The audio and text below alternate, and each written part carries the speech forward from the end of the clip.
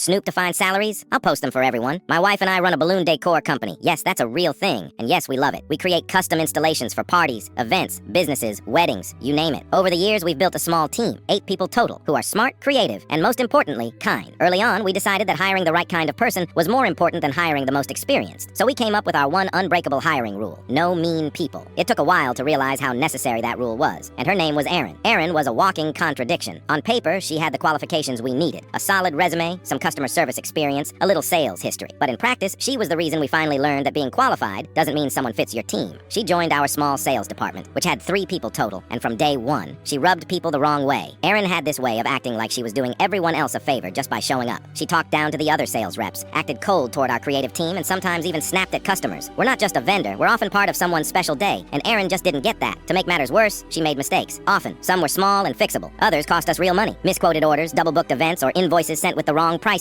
She never owned it. Every time it was someone else's fault. If she couldn't shift the blame, she downplayed the problem like it wasn't a big deal. The irony? She constantly complained. To her coworkers, it was all about how unreasonable I was as a boss. To me, it was her coworkers who were the problem. Lazy, unprofessional, or just not on her level. Meanwhile, she had a bad habit of jumping on high-value leads before anyone else could get to them, despite our system being designed to share the wealth fairly. And of course, she complained endlessly about how we didn't pay commission. What Erin didn't realize was that we don't operate like a traditional company. From the very beginning, my wife and I built this business with transparency in mind. We pay a living wage. We want people who don't always fit in traditional office settings to feel like they belong. And we believe in openness, financially, culturally, and personally. So here's where the petty revenge comes in. Our sales staff needs access to QuickBooks to send invoices and manage client payments. We trust our team. But one day, our incredible sales manager came to me and told me that Erin had been poking around in the HR section of QuickBooks. She wasn't looking for client info. She was looking at pay stubs. She wanted to know what the manager made so she could argue for a raise. Now, if she had just asked, I would have told her. We've always been transparent. I've shared gross income, net income, expenses, materials costs. Hell, I've even shown people what I pay myself. I want everyone to feel like a stakeholder. If she'd asked what the sales manager earned and how to reach that level, I would have gladly outlined the path. But she didn't ask. She snooped, trying to gain some kind of leverage. And so, the next morning, I had an idea. I asked our bookkeeper to print out a simple list of every employee's hourly wage. No fluff, no commentary, just names and pay rates. Then I taped that list to the whiteboard in the staff area, right where everyone could see it. There was no announcement, no explanation. I just let it sit there quietly. Nobody else blinked, because again, this wasn't sensitive information for us. But Erin